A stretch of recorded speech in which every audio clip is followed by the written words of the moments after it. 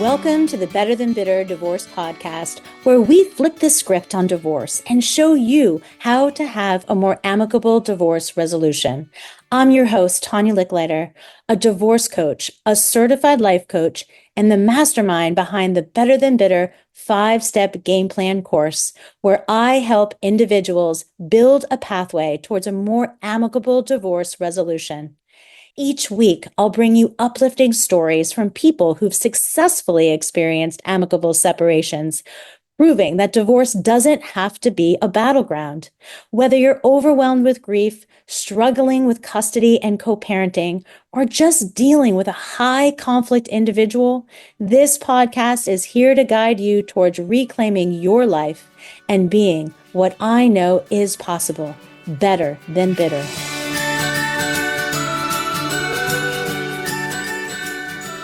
Welcome to the Better Than Bitter podcast, episode number 32. Does money equal happiness? Tom Shepard, who's the author of Money Isn't Everything, Everything is Money, and a certified financial planner and investment advisor, he has been helping people understand this relationship with money for over 30 years. He participates as a speaker in the Gross Global Happiness Summit in Costa Rica, and he speaks on, is it nature or nurture, which is more important in your relationship with money? He uses a personal assessment tool called the Finding Your Financial Nature, and he will help you discover your genetic predisposition to money. I've invited Tom here today because I really wanted to get to the bottom of this. Does money equal happiness? Do we need to have a known amount of money in our lives to create this happiness? Because in divorce, there are so many unknowns. And especially if you're somebody who is reaching this empty nest status and all of a sudden you're also faced with divorce, how do you plan for your future? So all of this is this language of our mind and our body to be thinking about trading our time, our energy, and money to create these relationships that we have with our dream life. So again, you should take this as assessment that Tom has on his currencycamp.com website. But today we get to hear from Tom specifically, and this is part 2 to our series with Tom. So welcome, Tom. Thanks. It's good to be back again. It's a pleasure to see you and share a little bit of time discussing this topic that is very near and dear to me. So each time we've talked, Tom, I know that the book that you've written, it's been living in your brain for a very long time. And being able to not only get it out of your brain and on paper, but actually just share it with other individuals holds a really important place in your heart and your journey. And so if we could just touch a little bit about your journey that you've had to take in order to achieve this idea around happiness and learning about your own processes before we jump into what the book is about. Because I know in the previous episode, we talked a lot about the book. We talked a lot about the assessment. We talked a lot about how the assessment works. But today I want to really focus in on this word, happiness. What does that mean to you? So happiness for me is most evident when the life I'm living is easy, when all the lights turn green, when you step up to the grocery store and they open a register and they invite you to go from fourth in line to first in line, when you make an investment and it immediately becomes profitable, when you ask your kid to do something and they just do it. When things are easy, when things are flowing, when things are light, that's when I'm most in touch with my favorite version of happiness. And I use that terminology because there are plenty of other ways to be in touch with happiness. And there are plenty of people who are wired differently to experience life in a way that they'll be happy when I might just be uncomfortable. So everybody listening is like, okay, that sounds really great, but we are all getting divorced, Tom. And there are no green lights in our world right now. They're all red lights. Nothing is easy. Every single day we are faced with a new challenge. Every single day we are faced with the unknowns. And even if that grocery line opens and I'm the first one there, it almost seems like I open up my wallet and there's nothing inside. But when is life going to be easy, Tom? We're getting divorced. Right. So easy has a dark side. right? Because if I'm just a go with the flow kind of person, and the easiest thing to do in the grocery store is just whip out a credit card and swipe it and postpone the discomfort to a time in the future. It's entirely possible to have that happiness that comes from things being easy as being too easy. So every way that people can be wired, there's 7 different natures. My nature is lever. Levers like systems that create ease, but other people are pursuing happiness because something is a passion of theirs, or something's exciting or fun or satisfying. So there's a lot of different ways that people try to pursue happiness. And so if your experience in the grocery store line is creating some difficulty, it's okay to accept that at a given point in time, life can be difficult, because it often is, but there's a truth in that. Like one of my favorite books was The Road Less Traveled by M. Scott Peck. And the opening line is, life is difficult, but once you accept that it is difficult, it's just life. And so it goes back to just being something that you have to be in the moment with the difficulty. And then it's not as difficult, because once we accept it, then we can work with it. So when I think about asking my kid to do something and then they resist, do I get angry? Or do I have the skill to negotiate and direct them in a way that requires a little bit more effort? I know that if I'm trying to get somewhere fast and the lights seem to all be turning red, they're not going to all turn green if I get more angst about it. So there is a way to sort of come back to who you are in any given moment and get back in touch with a place that is still peaceful, even when things get more difficult.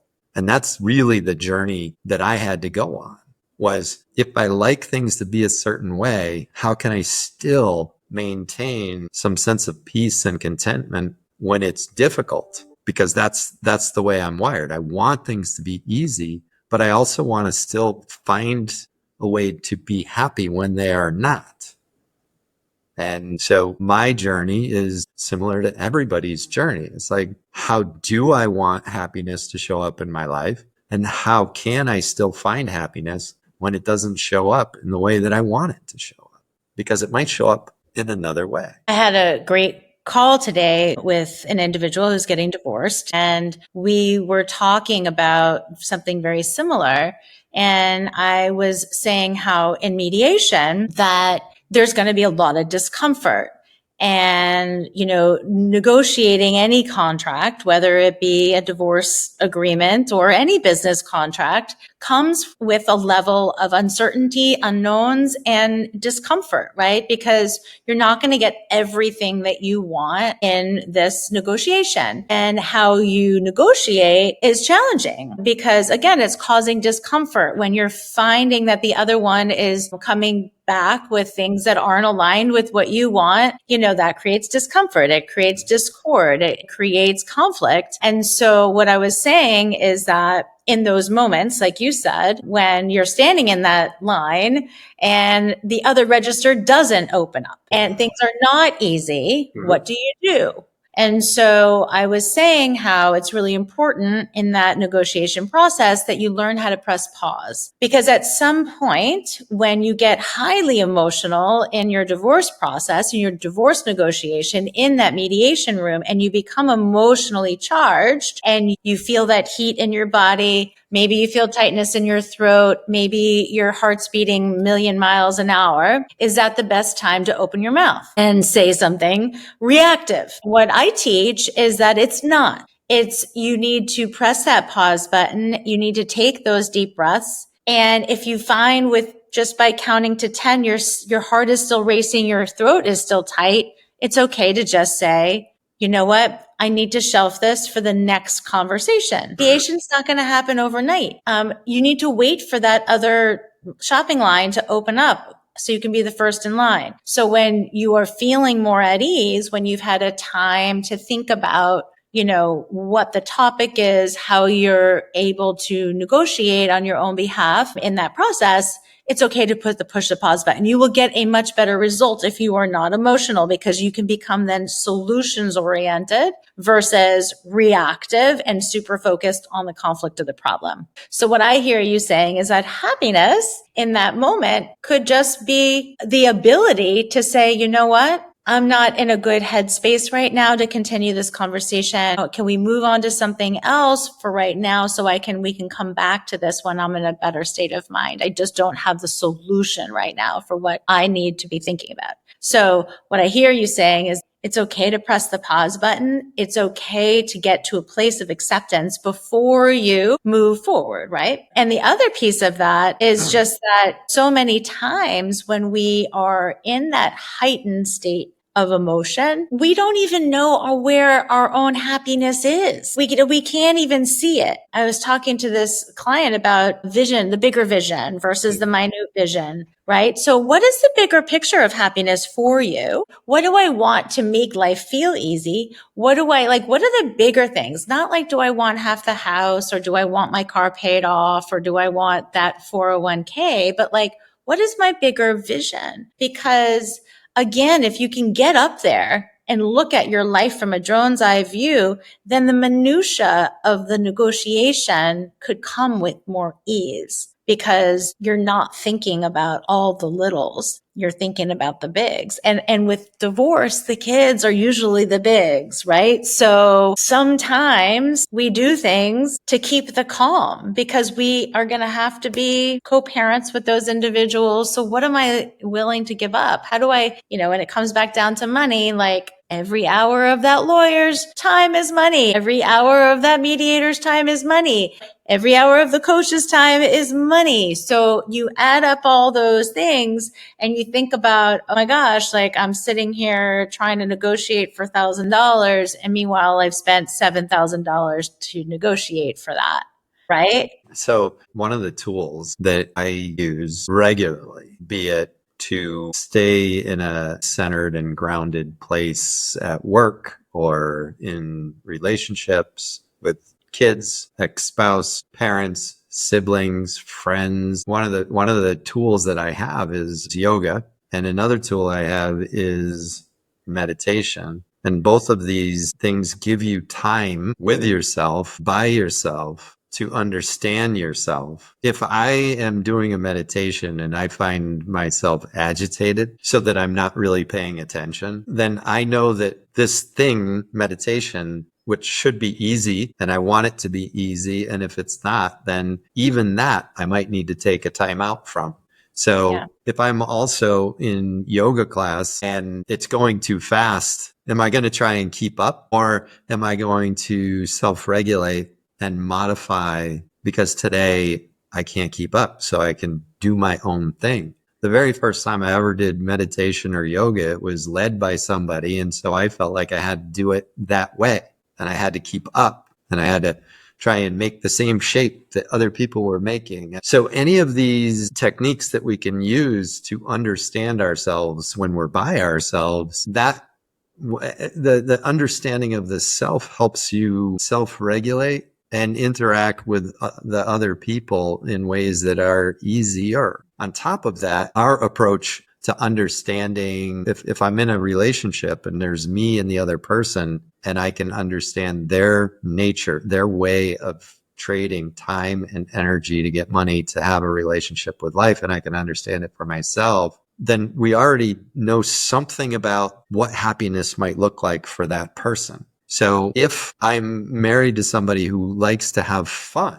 but doesn't like to organize fun, just wants to have it, then we might never get to the place of creating fun unless I do it. But if I'm a go with the flow kind of person, then you can see that the person who wants to have fun and the person who wants to go with the flow might not have the skill set to organize and do the work necessary to create that event. And now bring that to the negotiating table, right? I'm just looking to go with the flow. And so I turn to my spouse. I say, what do you want? But talking and thinking about money isn't fun. And so she's like, I don't know. And now you're in front of an attorney and that exchange cost $10 and didn't get you anywhere.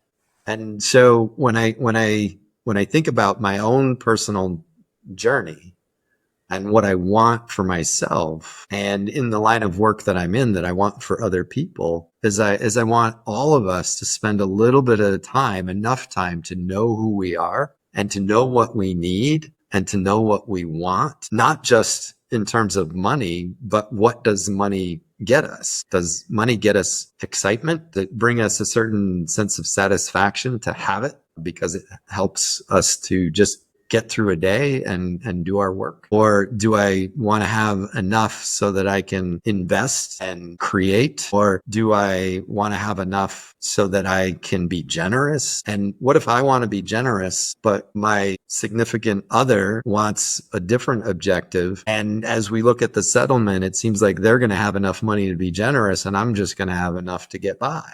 Then the things that we need and we want to be happy aren't on the table unless we've taken a little bit of time to reflect and know and understand where our values lie, and to do so in a way that we can talk about. The language of money and happiness is sometimes difficult to connect with how you speak to yourself. And if you can't speak to yourself about it, then how are you going to speak to somebody else about it?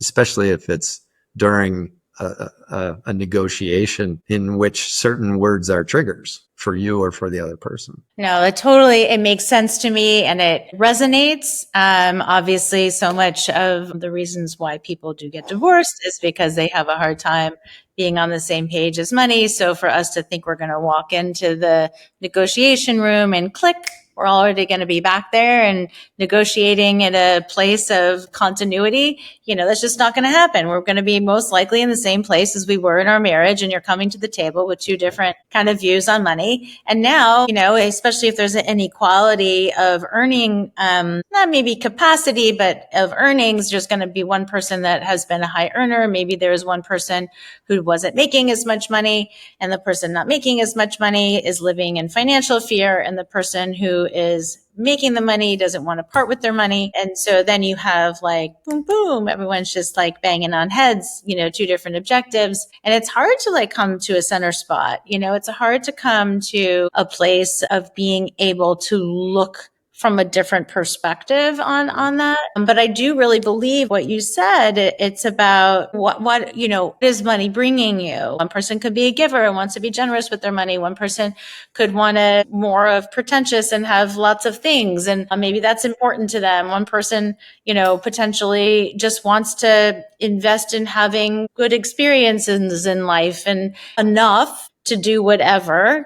Someone could be a giver and say, I just want to be able to give away $100 a month. Is different than somebody saying like, I just want to be able to go to dinner when I want to go to dinner and I don't want to think about it.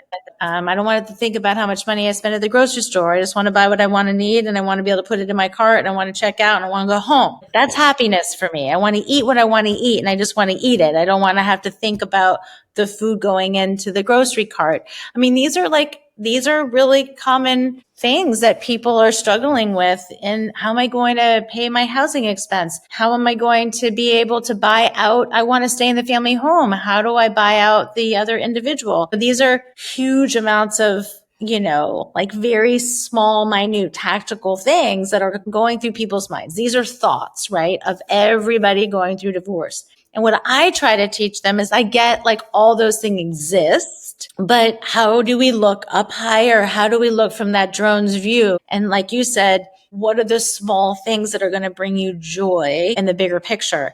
And I try to get them back to say, is it the money or is it the relationships that you're creating, what you're negotiating for? Because, people have children. Is it as important to stay in the family home as it is to be able to make sure you have a home where the heart is? Ask your kids, is it as important for me to stay in this home with you, or can we live somewhere else as long as we're all together? So I try to get people thinking bigger about happiness, because sometimes if you put yourself in such a financial position where you can't go to the grocery store to buy what you want to buy because you've decided that staying in the family home was important, so you poured all your money into buying the other person out, and then next thing you know, like, everything else is not easy.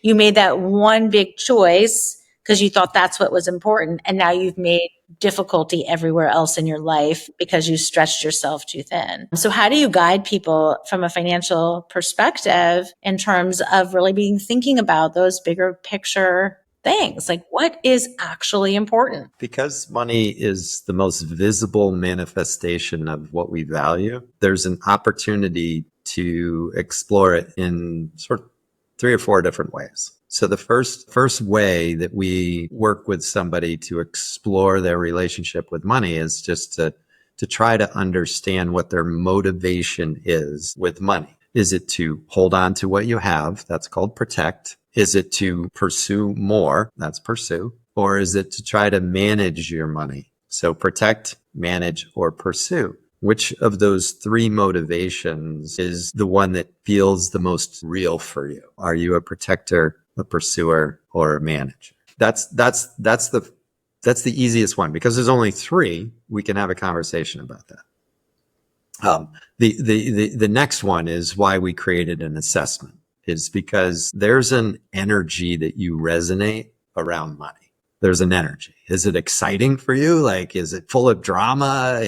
Or do you use money and when you have it, it's fun, and when you don't have it, it's not fun? So that's kind of an up and down sort of relationship. Are you happiest when you're doing something to earn it? And so you have a sense of purpose and life is satisfying. So the 7 relationships are spend, earn, save, invest, leverage, give, and take. So if you go to thecurrencycamp.com and you take the Find Your Financial Nature assessment, then you can get an idea of what language do you use to talk to yourself about your money, because that actually points you in the direction of how you pursue happiness. So I might be somebody who spends money to create fun, and I'm happiest when we're pursuing fun. But I might be less happy when I have to manage the money to create an opportunity to have some fun.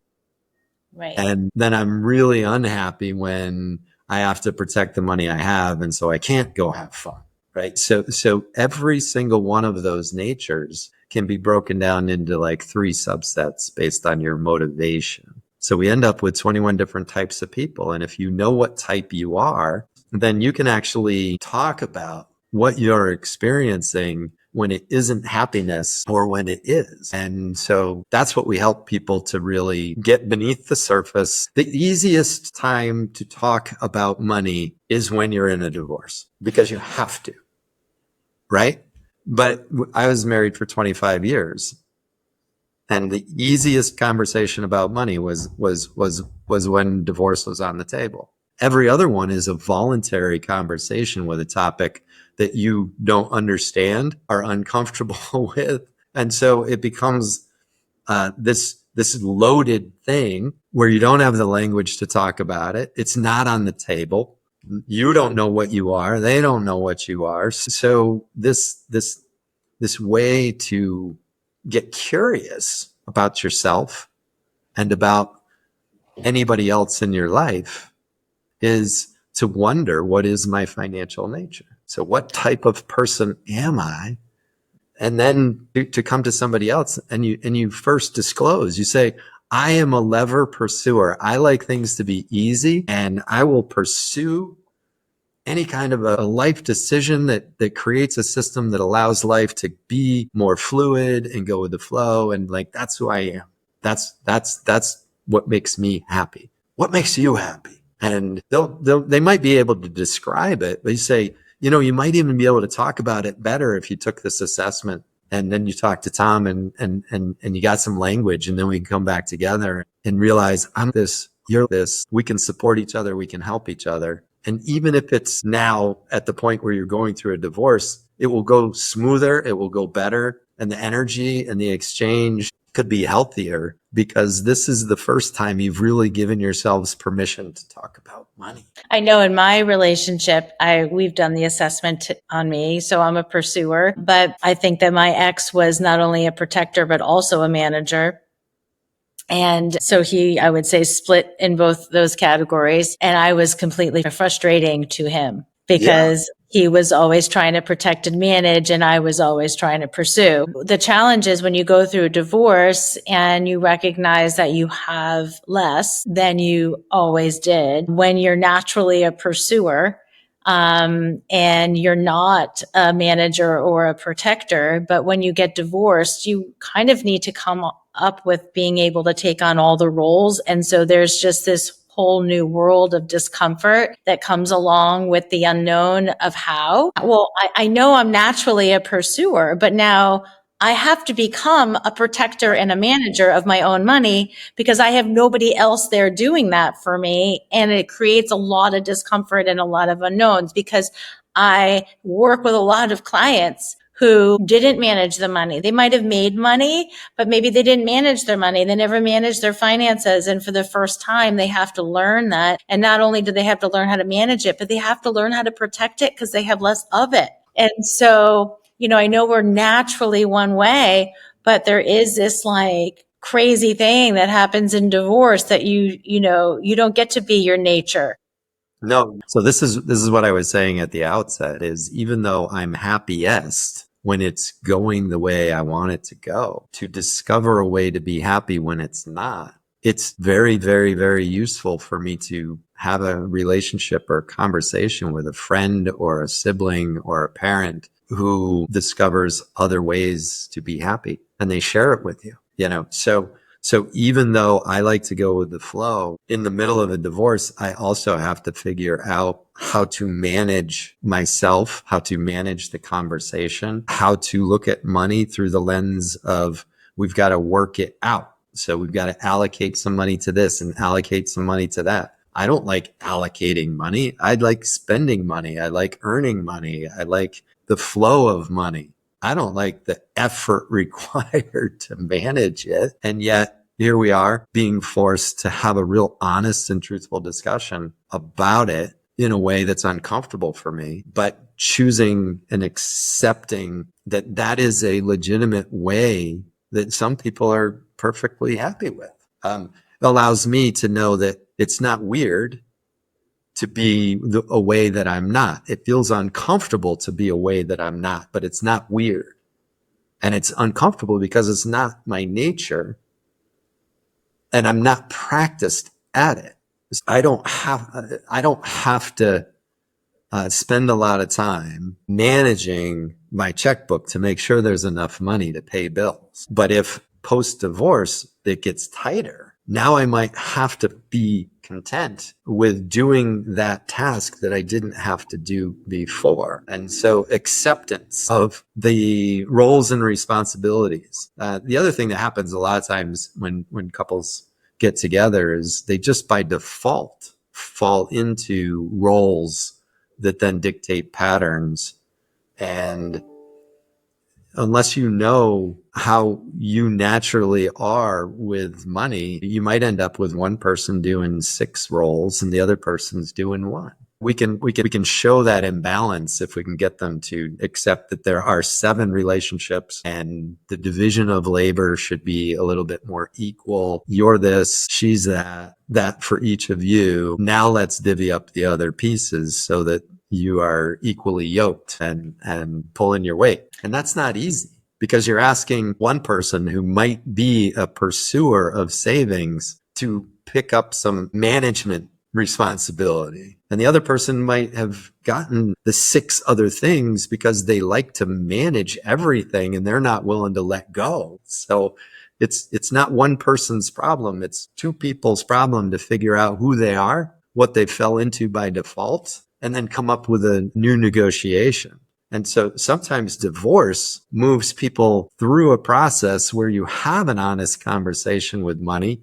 you get divorced, and then after that is all over, you're like, hey, we get along so well now. Why did we get divorced? No, I totally agree. When you each have to do everything for yourself, there is no divvying up. You're Right. doing it all. Like, and I have to say that, like, personally, I found it very empowering because I think that all the things that I thought that I could never do, I can do, Mhm. and I actually can do them very well. I never protected or managed. I was always the pursuer. I knew how to make money. And the other pieces of it, I just never really knew my own capacity at it, or I just, like you said, wasn't favorable. It wasn't something I liked doing, Mhm. and I still don't like doing it. But what I do understand is know what I'm doing, and I can learn, and I've got full capabilities, and it's super empowering. And so I really just tell everybody out there, as much as you don't want to go do that, and as much as like it's causing you discomfort, just like if your spouse didn't book medical appointments for your kids, or maybe they didn't do the food shopping or the cooking or, the housekeeping. Well, guess what? You both are going to have to do everything. And no matter what it was that you thought you didn't like, even if you didn't like it and you can show yourself you can do it, it feels really good. So go out there Right. and just go do it. Oh, just don't say you can't, because you can and you will. And guess what? You have to. And so stop playing victim. Just go do it. And I promise you, you're going to actually feel better on the other side. Doing the things that are causing you discomfort, to realize that it's not as hard as you thought it was going to be, and you actually can be pretty good at it. So just go do it and stop complaining. There's a mantra I like to say: word, action, belief. Right? Word, action, belief. And so if the words I'm using are a negative belief, but then I have a positive action, I can change my belief and then change the words that I use to speak to myself about it. So like if I say to myself, I can't save money, I'm horrible at saving money. Well, guess what? You're reinforcing, if that's the language you're using, you're reinforcing that. You're not going to be good at saving money if you constantly are believing and saying and communicating to yourself that you're not good at saving money. Yeah.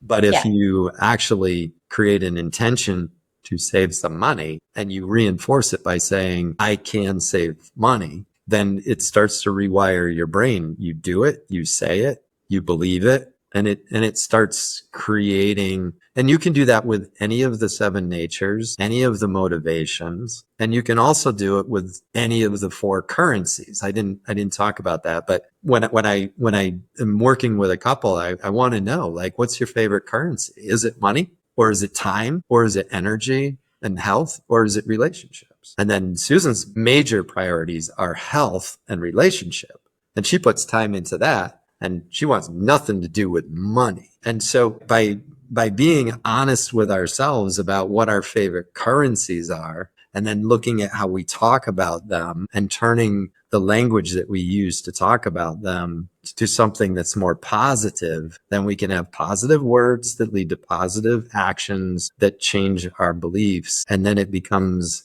a self-fulfilling prophecy. But if you don't have the ability to break things down so that you can look at it in a discrete way, then it just becomes all overwhelming.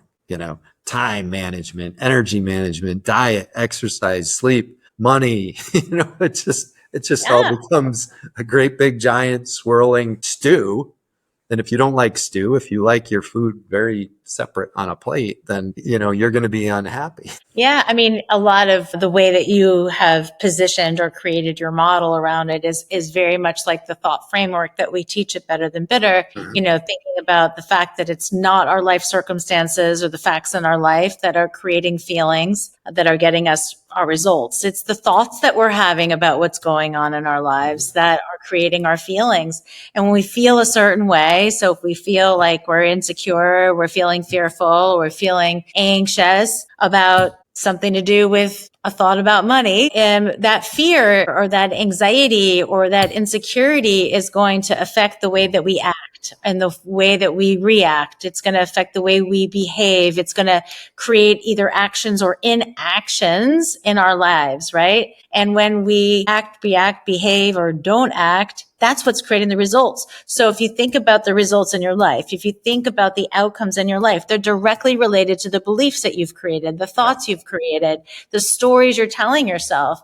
And if you can rethink, you can refeel, and you're going to get different results, right? So that's my hashtag rethink, we feel, because it's exactly what you say. It's the stories and the beliefs. It's the words that we choose within those thoughts. It's the I cans and I wills versus the I can'ts and I won't. It's the, like I said, it's the belief system you created. Those aren't facts. They're your truths versus the truth. They say the truth is your facts, your circumstance. Your truths are what you're making it mean.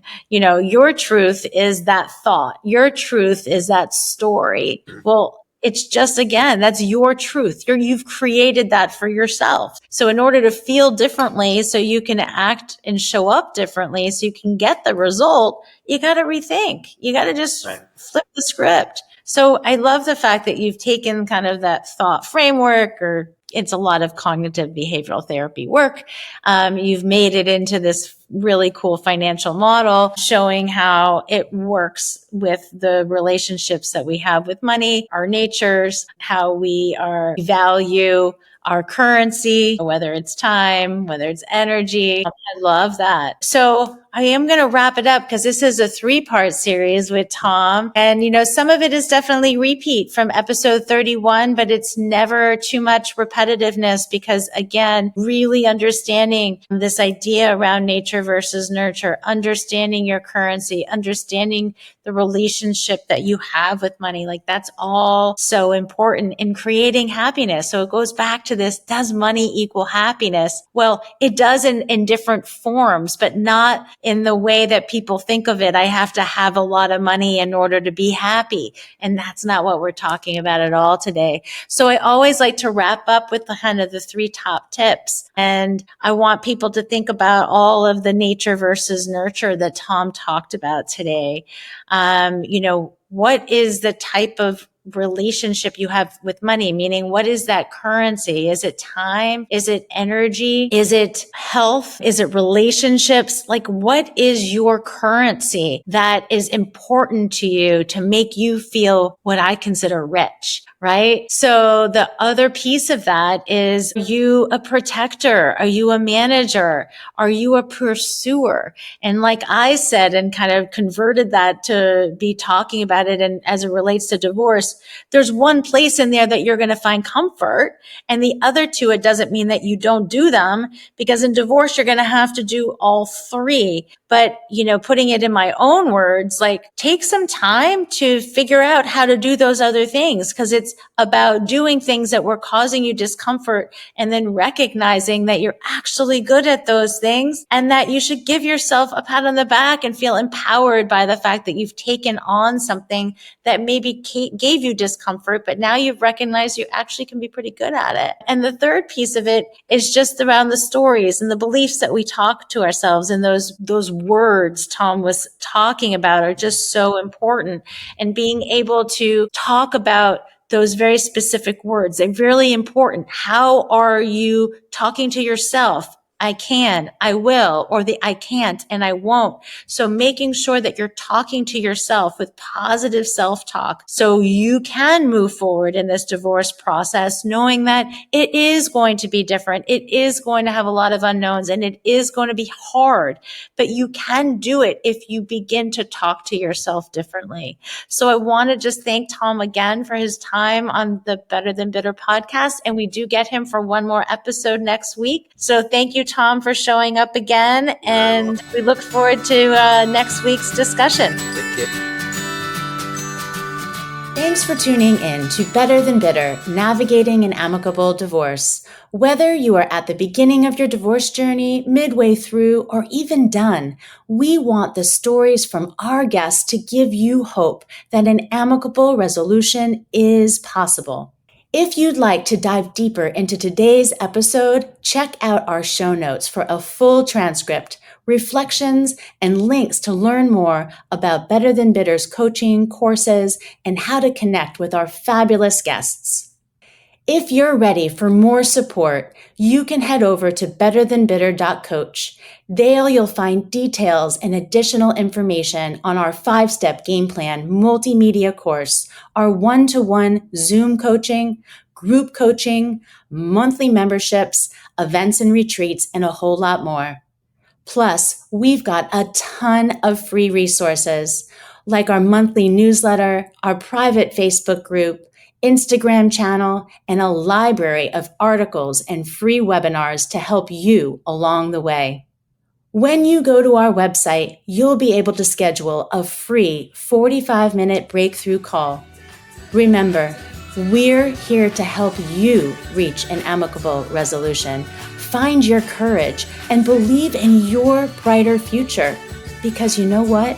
It is possible. At Better Than Bitter, we measure success by what we give and not by what we get. So let's change the divorce dialogue together. It's time to be better than bitter.